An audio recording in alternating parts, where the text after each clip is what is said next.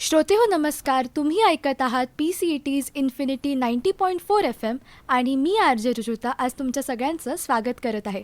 आज आपल्यासोबत आहेत डॉक्टर संजीव कुमार लोंढे आणि आजचा आपला विषय थोडा वेगळा आहे. हा विषय ऐकल्यावर बरेचसे जण घाबरून जातात. आजचा विषय आहे homeopathy and lifestyle diseases. Homeopathy म्हणजे काय?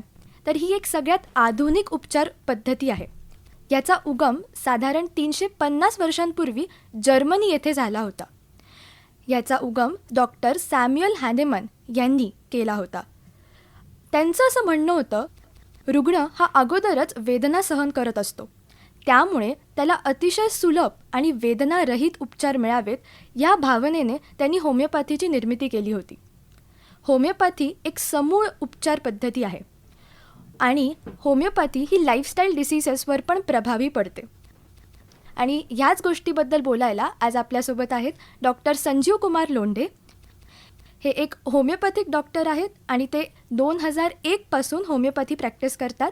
ते lifestyle diseases, mental health, immunity बुस्टिंगचे तज्ज्ञ आहेत आणि ते त्यांचा छंद जोपासतात आणि ते गाणंही गातात. तर डॉक्टर, तुमचं खूप खूप स्वागत. धन्यवाद रुजुता. मला इथे बोलवलं, खूप छान वाटतंय, खूप आनंद होतोय. तर मला तुम्हाला सगळ्यात आधी हेच विचारायचं आहे की होमिओपॅथी म्हणजे नक्की काय आणि म्हणजे हे कसं आजारांना ट्रीट करतं?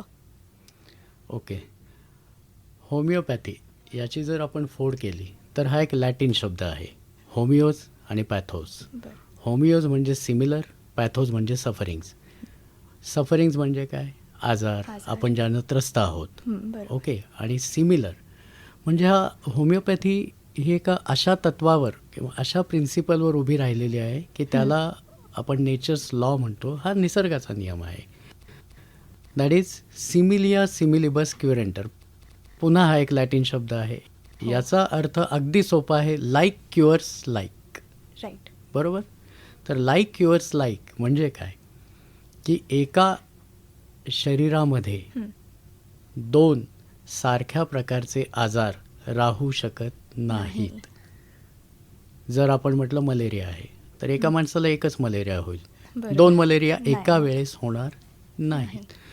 मग याचा काय संबंध बरं ट्रीटमेंटशी? तर अगदी सिंपल आहे. याच तत्वाचा वापर करून होमिओपॅथीचे जनक डॉक्टर सॅम्युअल हॅनेमन यांनी ही उपचार पद्धती शोधून काढली की ज्या प्रकारचा आजार, ज्या प्रकारची लक्षणं त्या संबंधित रुग्णामध्ये आहेत, त्याला असं औषध द्यायचं की जे औषध एखाद्या निरोगी माणसाला दिलं तर त्याच प्रकारची लक्षणं ते औषध त्या निरोगी माणसाच्या शरीरात निर्माण करू शकतं. जर मग आपण अशी लक्षणं ऑलरेडी असले, म्हणजे नॅचरल डिसीज ज्याच्यामध्ये आहेत, त्याला जर असं औषध दिलं तर काय होईल? दुसरा सिमिलर डिसीज इंट्रोड्यूस होईल. पण आता निसर्गाचा आणखी एक नियम आहे, सर्वायवल ऑफ द फिटेस्ट. म्हणजे स्ट्रॉंगर डिसीज राहील. जर माझं औषध, होमिओपॅथिक औषध, जर नॅचरल नैसर्गिक आजारापेक्षा स्ट्रॉंग असेल तर डेफिनेटली ते नॅचरल डिसीजला बाहेर फेकेल. अगदीच. आणि यामध्ये एक ॲडव्हान्टेज इतकं चांगलं आहे की नॅचरल डिसीज हा काय आपल्या हातात नसतो की त्यांनी किती काळ राहावं शरीरात, त्यांनी किती हानी करावी. बरोबर. पण आर्टिफिशियल डिसीज, आपली औषधं म्हणजे आर्टिफिशियल डिसीज आहे असं एक आपण समजू. तर हा कृत्रिम आजार मात्र आपण देतोय. मग ज्या वेळेस नैसर्गिक आजार बाहेर पडेल, कृत्रिम आजार आपण बाहेर काढू शकतो. अशी ही अगदी सरळ सोपी पद्धत आहे. अच्छा, ओके. खरं तर मला आवडत नाही असं कंपॅरिझन करायला होमिओपॅथी, ॲलोपॅथी किंवा काय, पण दुसऱ्या ज्या उपचार पद्धती आहेत त्यामध्ये फक्त आणि फक्त डिसीजचा जो आउटकम आहे त्याच्यावर ट्रीटमेंट दिली जाते. बरोबर. म्हणजे आता हे इन्फेक्शन आहे तर बॅक्टेरियल इन्फेक्शन आहे तर अँटीबायोटिक्स द्या. अरे पण ते बॅक्टेरियल इन्फेक्शन किंवा तो बॅक्टेरिया याच व्यक्तीच्या शरीरात का आला? त्याच्या घरात आणखी 5 लोक आहेत, त्यांना का नाही बरं झाला हा आजार, त्यालाच का झाला? मग तो बेसिक रिझन शोधून, त्याचं बेसिक मूळ कारण शोधून ती ट्रीटमेंट केली जाते होमिओपॅथीमध्ये. म्हणून आम्ही म्हणतो की ही समूळ उपचार पद्धती आहे. बरोबर.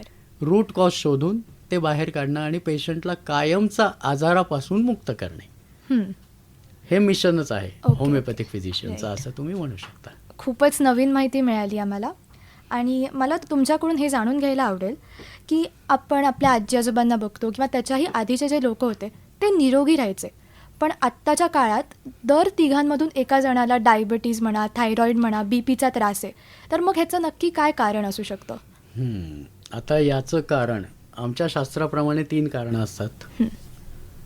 एकाला आम्ही फंडामेंटल कॉज म्हणतो, एकाला आम्ही एक्साइटिंग कॉज म्हणतो आणि एकाला मेंटेनिंग कॉज म्हणतो. ओके. फंडामेंटल कॉज म्हणजे बेसिक, जे तुमच्यामध्ये इनबिल्टच आहे. हां.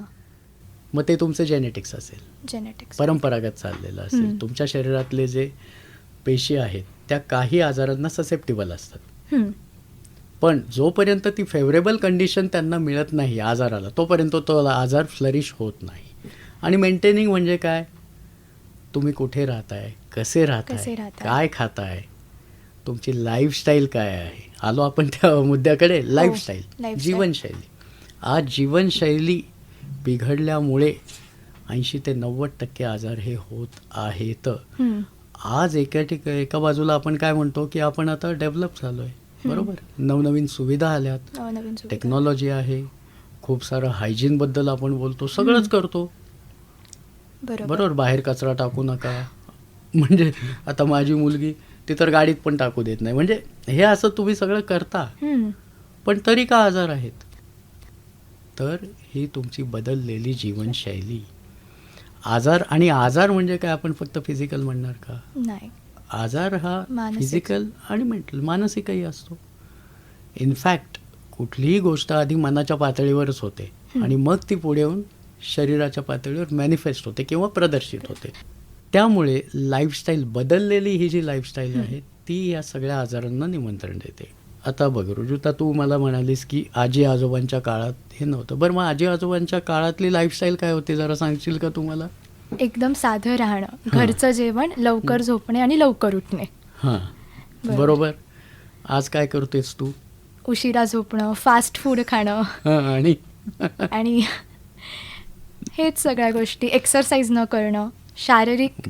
मग आता हे सगळं तुला माहिती आहे, म्हणजे आपल्या सगळ्या ऑडियन्सला पण माहितीच आहे ना. बरोबर. मग प्रॉब्लेम कुठं आहे? करेक्ट. कळतं पण वळत नाही. हो, बरोबर. तुम्ही आत्ताच डॉक्टर म्हणला की आपण डेव्हलप झालोय आणि डेव्हलप झाल्याने ChatGPT, AI, गुगल हे सगळ्याच गोष्टी आल्यात. तर आपल्या हल्लीच्या सगळ्या लोकांना एक सवय पडली की काहीही झालं की गुगलला विचारायचं. आणि तेव्हा त्याच गोष्टीसाठी आपण कुठलाही आजार झाला की गुगलला विचारतो की ह्याचा आता आम्ही कशी ट्रीटमेंट काय घेऊ. तर मग ह्याचा काय परिणाम होतो त्या परिणाम म्हणण्यापेक्षा दुष्परिणाम तू म्हण, तो शब्द जास्त योग्य आहे. दुष्परिणाम याच्यासाठी की ठीक आहे तुम्ही गुगलला विचारता, गुगल हे काय आहे? हे तुम्हाला फक्त एक माहिती देणारं केंद्र आहे. ते तुम्हाला वेगवेगळ्या पॉसिबिलिटी, प्रोबॅबिलिटीज सांगतील, पण ते सिलेक्शन तज्ज्ञ माणूसच करू शकेल ना. बरोबर. म्हणजे कुठल्या रुग्णाला काय मात्रा द्यावी, किती द्यावी, किती वेळा द्यावी, कशी द्यावी. राईट. मग एकाच आजारासाठी जर वेगवेगळ्या प्रकारची 10-15 औषधं असतील तर त्यातलं त्याला कुठलं सूट होतं हे गुगल कुठून सांगेल? बरोबर. जोपर्यंत त्याला एका तज्ज्ञ डॉक्टरचा टच नाही, त्याचा अनुभव नाही आणि त्यांनी स्वतःहून त्या रुग्णाला पाहिलेलं नाही, तपासलेलं नाही, मग अशावेळी तुम्ही काय ते म्हणतात ना अर्धवट ज्ञान, हे म्हणजे अज्ञानापेक्षाही फार भयंकर आहे. त्याचे दुष्परिणाम हे कायमचे आपल्या मागे लागू शकतात. बरोबर. त्यामुळे तुम्ही माहिती घ्या, पण शेवटी तज्ज्ञाकडूनच या गोष्टी आपल्या, कारण शेवटी हा तुमच्या आयुष्याचा प्रश्न आहे. अगदीच. बरोबर. आता बाकी ठीक आहे, ChatGPT मध्ये तुम्ही काहीतरी म्हणजे आज आता ठीक आहे, आता आपलं हे विषयांतर होईल, पण तू म्हणालीस म्हणून मी त्या ChatGPT बद्दलही बोलतो की ChatGPT मध्ये तुम्ही एक त्याला विषय देता आणि त्या विषयाला अनुसरून तो वेगवेगळ्या 8-10 प्रकारचे तुम्हाला आर्टिकल्स देतो. मग तुमची प्रतिभा कुठे? बरोबर. म्हणजे आपण म्हणतो ना की बाबा प्रिमिटिव्ह एजमध्ये आपल्याला शेपटी होती, बरोबर, माकडासारखी, ती गेली आता. हो. मग तसं आता काही जनरेशन नंतर, 1-2 जनरेशन नंतर असं होईल की बाबा माणसाला प्रतिभा, टॅलेंट हे पण एक होतं बरं का. बरोबर. आता ते गेलं. राईट. तर डॉक्टर, आपण लाईफस्टाईलबद्दल एवढं बोलतच हो. होतो, तर आत्ताचा हा लेटेस्ट ट्रेंड आहे की फिटनेसवर लक्ष द्यायचं, पण आपण काय खातोय, आपण काय जेवतो ह्याच्याकडे आपलं लक्ष नसतं. हां, म्हणजे आता मी तुला खरं तर सांगेन की फिटनेसवर लक्ष देतो हं. हे जे आपण म्हणतो, तर त्यातले 100तले किती जण की मला हेल्दी राहायचंय, ओके, हं. त्यासाठी करतो का किती जण की हा जातोय, तो जातोय. माझ्या ऑफिसमधले बरेच जण करतात. आज ती फॅशन पण झाली ना जिम जॉईन करणं. इन्फ्लुएन्समुळेच करतात जास्त. इन्फ्लुएन्समुळं. बरं, त्यामध्ये आणखी गमती पण अशा आहेत की ती अमुक तमुक जिम जातो मी अमुक तमुक ठिकाणी जातो. तर याला काहीच अर्थ नाही आहे. शेवटी प्रत्येकाची प्रकृती ही वेगळी आहे. हं. बरोबर. प्रत्येकाचं रेझिस्टन्स पॉवर किंवा ताकद म्हण काही करणं प्रत्येकाची वेगळी आहे. कारण प्रत्येकाचं कामच वेगळं आहे ना. हो, बरोबर. जो बैठी कामं करतोय हं. त्या माणसाने वेट उचलून उपयोग काय? अगदीच. त्यांनी त्याचा स्टॅमिना कसा वाढेल, त्याचं कॉन्सन्ट्रेशन कसं वाढेल, या पद्धतीची एक्सरसाइज केली पाहिजे. हं. आणि एक्सरसाइज म्हणजे फक्त फिजिकल नाही ना, मेंटल. मेंटल सुद्धा. कारण आज लाईफस्टाईलमध्ये तुमची लाईफस्टाईल बदलली आहे म्हणजे काय झालं, खाणं पिणं बदललं आहे. ठीक आहे, आज आपल्याला घरचं साधं जेवण आवडत नाही, हो. बरोबर. आता माझ्या क्लिनिकच्या बाहेर असंख्य हॉटेल्स आहेत. कुठल्याही हॉटेलमध्ये जा, तुला अर्धा तास वेटिंगच करावं लागतं. घरी खायचंच नाही आहे, हं. बरोबर. बरं, दुसरी गोष्ट, त्या ठिकाणी आपण जे काही खातोय ती ग्रेव्ही दर दिवसाआड बनते, 2 दिवसांनी बनते, हे सगळ्यांना माहीत आहे ना. प्रिझर्वेटिव्ज असतात. बरं, आज आपण पॅकेट फूड आणतो, easy to make, easy to cook, म्हणजे सगळं इझी इझी इझी करायचं आहे. हं. मग ह्या इझी करण्याच्या नादात तुम्ही इझिली आजारी पडताय, राईट. बरोबर. बरोबर. दुसरी गोष्ट, आज झोपायचं नाही आहे वेळेवर. हं. कारण बऱ्याचशा गोष्टी आहेत आपल्याकडे, मूवीज आहेत, टी व्ही चालू आहे, पण आता त्यापेक्षाही मोबाईल हो. हा एक मोठा. तुम्ही मोबाईलवर OTT आहेत किंवा चॅट असेल, काहीही कितीही वेळ चालू राहतं. मग तुम्हाला पुरेशी झोप मिळत नाही. पुरेशी झोप न मिळाल्यामुळे शरीराच्या आतल्या इंद्रियांना पण जी विश्रांती पाहिजे की उद्या त्यांना पुन्हा काम करायचं आहे, त्यासाठी जी ऊर्जा साठवायची ती कुठून साठवणार ते, बरोबर. बरोबर. राईट. आणि खाणं पिणं जर तुमचं हेल्दी नसेल, चांगलं, म्हणजे आपण म्हणतो ना, आपले आजी आजोबा, माझे आजोबा 90 वर्षाचे होते तरीही असे ताठ चालत होते, आणि आज मी 50व्या वर्षीच कमरेला बेल्ट बांधून फिरतो. हो, बरोबर. मग याला कारणीभूत आपणच आहोत. लाईफस्टाईल, आपलीच लाईफस्टाईल आणि आहे. मग या लाईफस्टाईल बदलल्यामुळेच कित्येक हॉर्मोनल चेंजेस होतात. मग हॉर्मोनल चेंजेस झाल्यावर सगळ्यात मोठा आज जो धोका आहे तो म्हणजे डायबिटीस आहे. बरोबर. फिमेल्समध्ये जर आपण पाहिलं, PCOS हे खूप वाढलेलं आहे. हं. मग जे पुढे जाऊन इनफर्टिलिटीमध्ये होतं, वंध्यत्व निर्माण होतं. बरोबर. आणि Right. त्याच वेळेस खाणं पिणं पण आपण चांगलं करत नाही, एक्सरसाइज करत नाही, मेंटल हेल्थ आपली चांगली नसते, चिडचिड असतो, स्ट्रेस असतो. हं. तो घालवण्यासाठी काय करतो आपण? बरोबर. तर डॉक्टर, तुम्ही आत्ताच हॉर्मोनल डिसीजेसबद्दल बोलल्या, PCOD, PCOS, आणि आता हे खूपच कॉमन झालं आहे आपण असं म्हणू शकतो. तर ह्यात होमिओपॅथी कशी मदत करते? करेक्ट. PCOS म्हण किंवा PCOD म्हण किंवा डायबिटीसही म्हण किंवा थायरॉईडचे प्रॉब्लेम्स म्हण, या सगळ्यामध्ये आपला हार्मोनल इम्बॅलन्स हा सगळ्यात महत्त्वाचा फॅक्टर आहे. बरोबर. राईट. होमिओपॅथीमध्ये कुठल्याही रुग्णाची जेव्हा आम्ही उपचार पद्धतीला सुरुवात करतो, हं. त्यावेळेस आमच्यामध्ये केस हिस्ट्री घेणे हा एक प्रकार असतो. अगदी. त्याशिवाय आपली ट्रीटमेंट सुरू होतच नाही. कारण होमिओपॅथीचं आणखी एक तत्व इंडिव्हिज्युअलिटी, म्हणजे प्रत्येक व्यक्ती ही निराळी आहे. हं. त्यामुळे त्याला होणारे आजार जरी नाव एक असलं तरी त्याची लक्षणं ही वेगळी असतात. बरोबर. ते आजार होण्याची कारणं वेगळी असतात. हं. कशानं तो आजार वाढतो हा प्रत्येकामध्ये वेगळा भाग असतो, आणि काय केल्याने त्याला बरं वाटतं हेही वेगळं असतं. म्हणून त्याची केस हिस्ट्री घेतली जाते, अगदी त्याच्या जन्मापासून. हं. त्याचबरोबर त्याच्या घराण्यामध्ये काही आजार चाललेले आहेत का, प्रचलित आहेत का, की जे त्याला जेनेटिकली ट्रान्समिट झालेत, हं. हेही पाहिलं जातं. त्यानंतर त्याची पर्सनल हिस्ट्री, म्हणजे त्याचं सगळी दैनंदिन जीवनशैली म्हणजेच लाईफस्टाईल हीही घेतली जाते. आणि सगळ्यात शेवटी त्याच्या स्वभावाबद्दल, त्याच्या मानसिकतेबद्दल माहिती घेतली जाते, हं. की बरोबर. तीही कशासाठी कारणीभूत आहे का. हो. मग या सगळ्याचा विचार करून हं. मग त्याला एक कॉन्स्टिट्यूशनल मेडिसिन, कॉन्स्टिट्यूशनल औषध हं. हे दिलं जातं, की जे त्याच्या पर्सनॅलिटीवर त्याचा परिणाम करतं आणि ओव्हरऑल त्याला बदलतं. आणि शेवटी PCOD किंवा तुम्ही नाव कुठलंही द्या आजाराला, हं. तो शेवटी आउटकम आहे तुमच्या इनर इम्बॅलन्सचा. राईट. होमिओपॅथी तुमचा इनर इम्बॅलन्सच ठीक करते. बरोबर. आणि हे जे बाह्य स्वरूप आहे आजारांच्या स्वरूपात ते इरॅडिकेट होतं. बरोबर. आपण जेव्हा आजार म्हणतो तेव्हा इम्युनिटी हा एक खूप महत्त्वाचा फॅक्टर आहे. तर मग हल्लीचा एक जो ट्रेंड आहे की काहीही झालं की मेडिसिन्स घ्यायच्या, काही झालं, छोटंसं काही झालं तरी लगेच औषधं घ्यायची, ह्याच्यामुळेही आपल्याला लाईफस्टाईल डिसिजेस होऊ शकतात का? 100% अगदी योग्य बोललीस तू. कारण इम्युनिटीचा अर्थ काय की आजाराशी लढण्याची प्रतिकारशक्ती. ती बरोबर. प्रतिकारशक्ती कशी वाढेल? हं. म्हणजे आता साधा विषय आहे. आता समजा एखादं मूल आहे, एखादं म्हणजे शाळेत जाणारा मुलगा आहे, आपण एक एक्झाम्पल असं घेऊ. हं. शाळेत जाणारा मुलगा आहे आणि त्याला परीक्षेमध्ये मार्क्स कमी पडले, हं. बरोबर. पण तुम्ही लगेचच त्याला कव्हर करून इमिजिएटली की लगेच तुम्ही 10 टीचर्स लावले, ट्युशन्स लावले आणि केले, पण त्याला त्यातलं पेन कळालंच नाही ना. ते तुम्ही जाणवू दिलं का त्याला? बरोबर. तुम्ही इमिजिएटली त्याच्यावर मारा केलात. हं. तसंच आहे की बाबा एखादा साधा आजार झाला, अरे बॉडीला फाईट करण्याची हे तर येऊ दे, बरोबर. एक ताकद तर येऊ देत. हं. तुम्ही लगेच त्याला हेल्प देताय.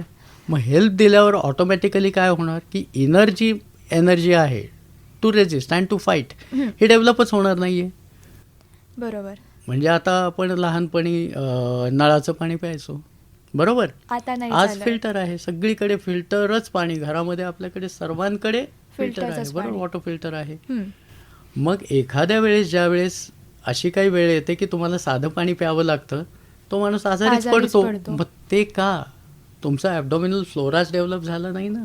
बरोबर. इम्युनिटी जे काही इम्पॉर्टंट आहे. ह्याला इम्युनिटी म्हणायचं. म्हणजे हल्लीची जी लोक आहेत ती खूपच प्रिकॉशन्स घेतात. हा, म्हणजे अशी प्रिकॉशन्स तुम्ही घेताय, हं. पण त्याच्याने आजार तुमचे टळले जातच नाहीत. हां, एक्झॅक्टली.